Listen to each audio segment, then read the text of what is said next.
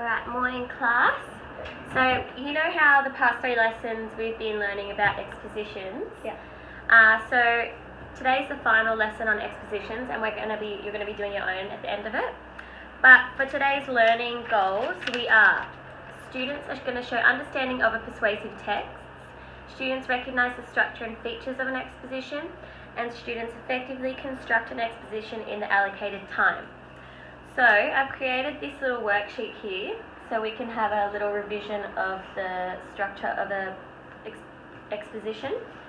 So do we just want to work through this together and fill out all of the boxes here? So what would we put up here? Or the intro, I suppose, the title. Yeah, the title. So you can write that with your pencil in there. So that would be the title. And in the next one you said was intro, yeah? Intro, yeah. So yeah. And what would we include in our intro? Introducing the topic, the content that might be in the actual essay. Yeah. So our main argument. Main argument, yeah. Yeah. And our point of view maybe. You can write those in there.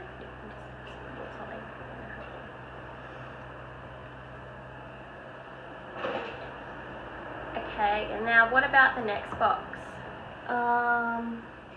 Body. Yeah. And what would be in the body? It would be the content of the argument, maybe for and against. And how would we prove?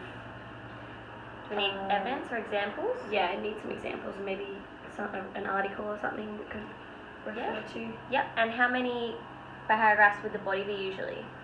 Maybe 2. Yeah, you could do 2 or 3. In the time that we have, we're only going to have about 12 minutes, so you're probably only going to be able to do 2 short ones. Yeah. And evidence.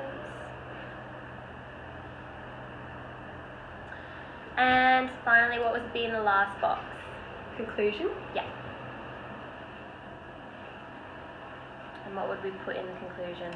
I suppose, summarise our point. Yeah. And we're not going to introduce any new argument or any new topic. Yeah. Cool. Alright, so now that you've got your structure there, you can have that next to your paper when you're writing later.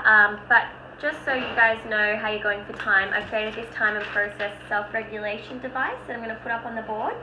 And basically, you guys are going to have 3 minutes to do your... So I'm going to fill up the cup, and that's how you know you're running out of time, when it's full. So you're going to have 3 minutes to do your title and introduction.